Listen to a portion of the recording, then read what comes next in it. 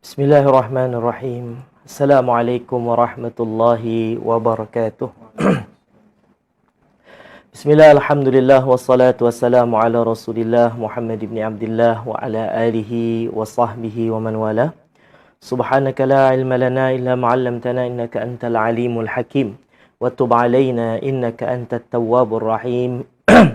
Allahumma hdina wahdi bina waj'alna sababan liman ihtada birahmatika ya arhamar rahimin. Rabbi shrah li sadri wa yassir li amri wahlul 'uqdatan min lisani yafqahu qawli wala haula wala quwwata illa billahil aliyyil azim. Amma ba'd. Apa khabar tuan-tuan dan puan-puan, ibu-ibu, ayah-ayah dan semua yang saya cintai dan kasihi kerana Allah di petang hari ini. Mudah-mudahan semua dalam keadaan sehat dan afiat. Kalaupun ada yang sakit di kalangan kita, semoga Allah Subhanahu wa taala berikan kesembuhan untuknya dan Allah afiatkan dia serta Allah afiatkan kita semua di dunia dan di akhirat. Amin amin ya rabbal alamin. Alhamdulillah, tuan-puan, syukur pada Allah Subhanahu wa taala dapat kembali kita berjumpa di petang Jumaat yang penuh dengan berkat ini dalam program mingguan kita setiap hari Jumaat, petang hari Jumaat, iaitulah program Tazkiyah, Tazkirah dan Tahlil Arwah. Seperti mana yang setiap minggu saya selalu sebutkan bahwasanya petang hari Jumaat ini adalah di antara waktu yang hebat. Kenapa tuan-puan? Sebab baginda Nabi SAW pernah bersabda, kata Nabi, di hari Jumaat ada satu waktu yang tidak berdoa oleh seorang hamba pada ketika itu, melainkan Allah akan perkenankan doanya. Allahu Akbar. Maka ulama pun cuba untuk mencari, mereka teliti lagi beberapa hadis-hadis Nabi yang lain. Maka mereka menjumpai, tuan-puan, ni pendapat yang paling kuat lah. Banyak pendapat macam-macam. Kan ada yang ketika antara dua khutbah, ada yang sebelum solat Jumaat. Tetapi di antara banyak-banyak pendapat itu, pendapat yang paling kuat ialah menyatakan waktu itu berada selepas solat asar. Sebelum maghrib, selepas solat asar di petang hari Jumaat. Maka macam waktu kita sekarang ni, tuan-puan, mudah-mudahan kita berada di waktu yang mustajab doa ni. Oleh sebab itu, petang-petang macam ni tak sepatutnya untuk kita lalai lah. Kalau saya di Pondok Yasin dulu, saya selalu cerita bagi tahu petang hari Jumaat memang waktu yang ketika itu wajib para pelajar, guru-guru semua, asatizah, ustaz-ustaz hadir awal ke surau, tuan-puan. Sama-sama zikir, sama-sama munajat, sama-sama baca Quran. Ini petang hari Jumaat. Jadi saya kekalkan, walaupun saya dah tak di Pondok Yasin lagi, saya buat secara live pula. Ajak ibu-ibu, ayah-ayah insya-Allah untuk menghidupkan petang hari Jumaat yang penuh dengan berkat ini. Dan seperti tentatif kita di petang hari ini, tuan-puan, kita special sikit. Sebab apa? Yang pertama ialah kita berada di hari Jumaat terakhir sebelum Ramadan. Kejap lagi dah nak masuk Ramadan, tuan-puan. Dan di petang hari ini kita special sebab apa? Sebab kita nak lancarkan satu buku terbaru, keluaran daripada Meduha Shop lah. Yang mana buku ni insya-Allah akan kita baca sepanjang bulan Ramadan di waktu petang macam ni, dalam pukul 6 sebelum berbuka puasa kita akan baca. Dan saya rasa buku ni sangat-sangat sesuai untuk orang ramai baca. Dia buat buku apa tu? Nak tengoklah ustaz. Sekejap lagi nanti lepas habis baca manakib kita akan lancarkan dan kita akan tunjukkan rupa buku tu, tuan-puan. Ni macam orang nak lancarkan kereta Pro 2 dah ni kan. Tak ada, kita lancarkan buku, tuan-puan, insya-Allah, yang akan kita baca sepanjang bulan Ramadan nanti petang sebelum berbuka puasa, insya-Allah. Baik, itu yang pertama. Yang kedua, mungkin dah ramai yang tertanya-tanya, Ustaz, Ramadan nanti macam mana jadual kita? Nanti setelah kita lancarkan buku tu, saya akan terangkan juga macam mana jadual kita selama bulan Ramadan. Live ni, tuan-puan, macam mana? Ada lagi ke program Tazdah? TIQ ada lagi ke? Ni ada yang tanya, IMSS ada lagi ke Ustaz selama bulan Ramadan? Tunggu dulu. Nanti saya akan terang insya-Allah. Lepas kita ambil berkat baca manaqib Syekh Fahmi sekejap lagi. Kita ada 4 program nanti sepanjang bulan Ramadan, tuan-puan. Ada 2 program yang sepanjang bulan Ramadan, ada 2 program lagi yang ada hari-hari tertentu kita akan buat. InsyaAllah nanti saya akan terang. Baik, ibu-ibu, ayah-ayah semua di petang hari ini insyaAllah kita ambil berkat dululah. Seperti dalam tentatif kita nak baca dulu manaqib Tuan Guru Syekh Ahmad Fahmi Zamzam. Lebih kurang 10 minit sahaja, tuan-puan. Lepas tu kita akan buat pelancaran lah kiranya buku terbaru insya-Allah. Baik ibu-ibu ayah-ayah semua, sebelum kita masuk kepada bacaan manaqib Tuan Guru Syekh Ahmad Fahmi Zamzam seperti biasa, saya nak mengingatkan kepada semua, jangan ada seorang pun di petang hari ini yang terlepas pandang daripada mendapatkan pahala dakwah. Semua boleh dapat pahala dakwah dan jangan lepaskan peluang ini, tuan-puan, dengan 2 cara. Yang pertama, boleh kongsikan live ini dekat grup FB, WhatsApp ataupun Telegram. Yang kedua, boleh tag nama rakan, kawan, sahabat, jiran, tetangga di ruangan komen dengan niat nak mengajak seramai-ramainya orang kepada kebaikan insya-Allah. Baik. Ibu-ibu, ayah-ayah, jangan lupa juga tekan button like dan button love dekat bawah tu sebagai tanda sokongan kepada konten-konten yang baik, program-program yang baik, live-live yang baik yang dibuat di media sosial. Tekan bukan sebarang tekan, tapi tekan dengan perasaan dalam hati. Ya Allah, saya suka kebaikan, saya sokong kebaikan. Mohon padamu ya Allah, istiqamahkan saya dalam kebaikan. Baik ibu-ibu, ayah-ayah dan semua yang saya cintai dan kasihi kerana Allah Subhanahu wa taala. InsyaAllah di petang hari ini kita ambil berkat sikit membaca manaqib sejarah hidup Tuan Guru Syekh Ahmad Fahmi Zamzam Al-Banjari An-Nadwi Al-Maliki. Kita telah sampai bacaan manaqib kita kepada muka surat, dah sampai pada muka surat 43, tuan-puan. Tajuknya muka surat 43 iaitu membina pondok pesantren. Pesantren ni bahasa Indon lah. Kita sini sebut macam madrasah lah, pondok. Ni membina pondok. Baik. Jadi ini cerita selepas sahaja daripada Syekh Fahmi belajar kan dekat India, beliau dah mula berdakwah dekat Malaysia. Beliau tak balik ke Indonesia, tuan-puan. Maksudnya tak balik tu tak menetap di Indonesia, tetapi beliau menetap di Malaysia. Bahkan beliau kahwin lah dekat Malaysia, ada anak semua. Baik. Tetapi sampai ke satu ketika Syekh Fahmi ni kembali ke Indonesia dan beliau membuka pondok di sana. Tertiba, tertiba selepas berdakwah dah di Malaysia, maksudnya kira senang nak cakap dah berjaya dalam dakwah dekat Malaysia ni, dekat Kedah lah lebih utamanya lagi. Tiba-tiba beliau tinggalkan, bukan tak berdakwah, cuma beliau memperluas lagi dakwah beliau, balik ke kampung halaman sendiri dan membuka pondok. Dan pondok ini dibuka, tuan-puan, bukan di tempat ramai orang Islam, tak. Ini di tempat orang kata macam kita, macam Sabah Sarawak tu macam orang asli. Macam orang Iban, diorang tak tahu agama Islam.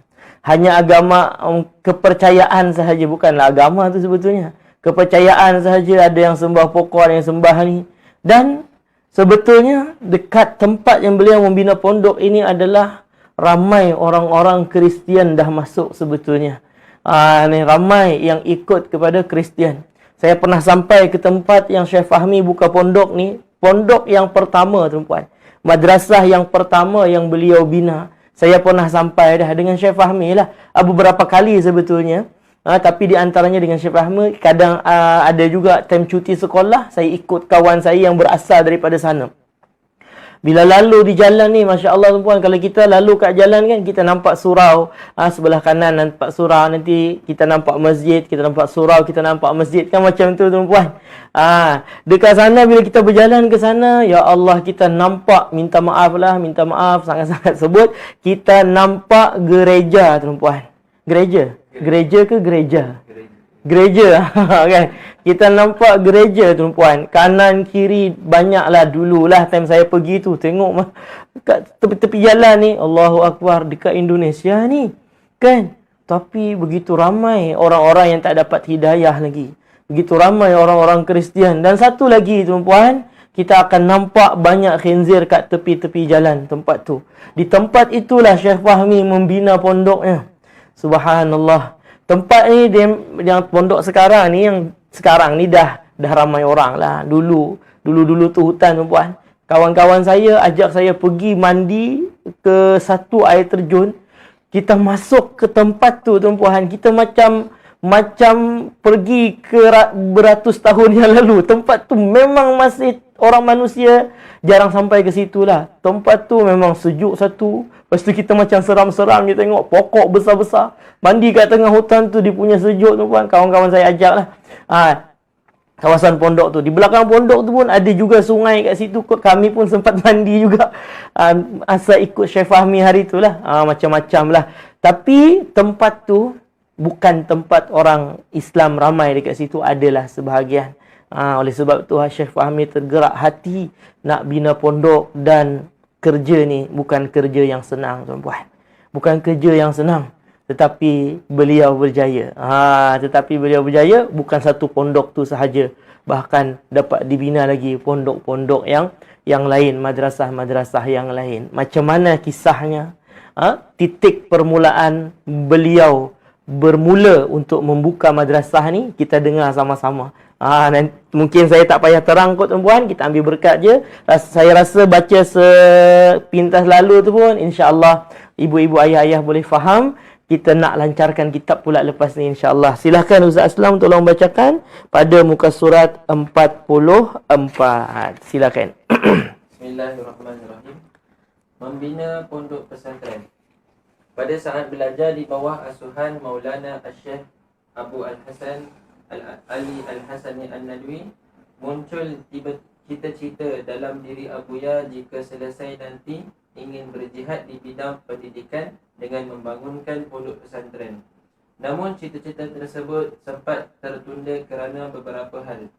Cita-cita tersebut barulah dapat diwujudkan setelah Abuya melalui suatu peristiwa yang sangat menyedihkan beliau, iaitu saat Abuya pergi ke kota Muara Teweh dan melewati suatu kampung yang sangat perlu kepada dakwah. Padahal kampung tersebut tidak jauh dari kampung kelahiran beliau. Terus sahaja batin dan jiwa Abuya menangis sepanjang jalan kerana merasa bersalah dengan kejadian itu. Kenapa saya berdakwah jauh-jauh sampai ke negara Malaysia, sedangkan hanya dalam hitungan beberapa puluhan kilometer saja dari tempat kelahiran saya, keadaan sangat memalukan kepada dakwah dan perhatian. Saya merasa bersalah di hadapan Allah Ta'ala. Bagaimana nanti jika ditanya, mengapa tidak memberikan perhatian kepada lokasi yang terdekat dalam berdakwah? Begitulah perasaan sedih dan bersalah Abuya yang mendorong beliau untuk secepat mungkin mewujudkan cita-citanya membangun pondok pesantren. Maka cita-cita tersebut barulah dapat dilaksanakan pada tahun 2001 dengan membangun pondok pesantren Yasin pertama di kota Muara Teweh. Kota Muara Teweh, kotanya Muara Teweh, tapi beliau bangun bukan di tengah kota tuan-puan, tengah hutan. Baik, seterusnya. Selanjutnya, membangunkan pondok pesantren Yasin kedua di Banjarbaru pada tahun 2004. Ni pondok saya. Pondok saya mengaji. Saya bukan daripada Muara Teweh. Muara Teweh ni Kalimantan Tengah. Banjarbaru Kalimantan Selatan. Macam kita beza negeri lah tuan-puan. Ni beza negeri. Macam Selangor dengan Pahang, macam itulah. Dia beza negeri. Baik. Terus, itu 2004 dibina yang dekat Banjarbaru. Saya masuk 2006. Artinya 2 tahun selepas pondok tadi dibina. 2 tahun pertama, Syekh Fahmi ambil orang-orang yang umur dalam berapa? 16-17 tahun macam tu. Lepas itu baru ambil budak-budak umur 12-13 tahun macam saya. Jadi 2 tahun pertama tu Syekh Fahmi khas untuk didik menjadi ustaz. Baru daripada yang tingkatan kecil-kecil ni baru saya masuk lepas 2 tahun 2006. Baik, terus. Dan pondok pesantren Yasin ketiga di Balikpapan pada tahun 2009. Alhamdulillah, 3 pondok ni saya dah pernah sampai. Sama ada Muara Teweh, Banjarbaru memang saya mengaji dekat situ. Balikpapan pun saya pernah sampai, Alhamdulillah. Terus.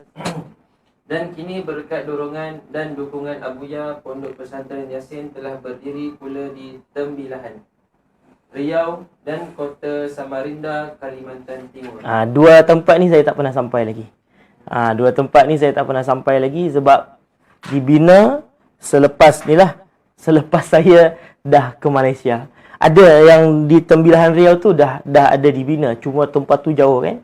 Dekat Sumatera. Tak pernah sampai lagi 2 pondok yang last ni. Baik, terus. Ketika membangun Pondok Pesantren Yasin Banjarbaru, untuk majlis perasmian, Abuya ada mengundang guru beliau Al-Habib Muhammad bin Alawi Al-Maliki. Namun kerana beberapa hal beliau tidak dapat hadir. Tetapi beliau menyokong dan mendoakan serta memberikan kata sambutan secara bertulis yang dibacakan pada majlis perasmian tersebut. Bahkan beliau juga memberikan sejumlah wang untuk membantu pembangunannya. Ni jadi pada ketika perasmian pondok di Banjarbaru ni, Syekh Fahmi cuba jemput tuan guru beliau Abuya Said Muhammad bin Alawi Al-Maliki, tapi tak boleh datang. Yang datang hanya kata sambutan yang bertulis dibacakan ketika perasmian tu. Ketika saya pun tak ada time tu, saya tak masuk pondok lagi, baru dirasmikan tu memang tak ada lagi. Dan Abuya Said Muhammad bin Alawi Al-Maliki pun bagi sumbangan. Di antara orang penyumbang yang pertama untuk Pondok Yasin di Banjarbaru tu Abuya Sayyid Muhammad bin Alawi Al-Maliki Al-Hasani. Baik ibu-ibu, ayah-ayah semua. Jadi bila orang tanya bila di Muara Teweh tu Ustaz, pondok yang pertama, lepas tu HQ dia dekat mana?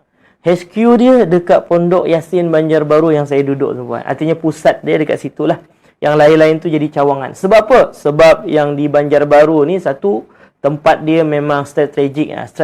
Strategik dekat dengan airport. Dekat dengan airport, kiri kanan pun dah ada perumahan sekarang ni, memang itulah. Jadi orang-orang nak datang situ memang senang. Dan Syekh Fahmi pun dikuburkan, beliau meninggal dunia dan beliau disamaidikan ataupun dikuburkan di Pondok Pesantren Yasin Banjarbaru. Baik, wallahu alam bisawab. Tak boleh nak panjang-panjang bagi keterangan tuan, tapi saya yakin ini hanya kisah sahaja, senang difaham. Dan satu lagi hikmah di sini kita nak tahu bahawasanya dakwah yang sebenar-benar dakwah ialah sebetulnya kerana ada rasa kasih sayang kepada umat. Itu yang sebenar-benar dakwah. Ni Syekh Fahmi buat pondok. Kan, dia buat pondok di Muara Teweh. Berpenat-penat, padahal dekat Malaysia dah apa kurangnya dah dakwah beliau dekat Malaysia, tapi beliau kembali lagi ke Indonesia selepas beberapa lama dekat Malaysia. Kembali pula bukan dekat kota tuan-tuan, masuk dekat hutan, berdakwah, nak bina satu pondok dekat situ. Dan alhamdulillah pondok tersebut dah ramai, dah banyak melahirkan ustaz-ustaz yang berdakwah di tempat tu lah. Subhanallah. Artinya berjaya beliau membina. Dan kiranya macam pondok yang paling besar yang ada dekat Muara Teweh tu Pondok Pesantren Yasin Muara Teweh lah. Subhanallah. Berjaya beliau.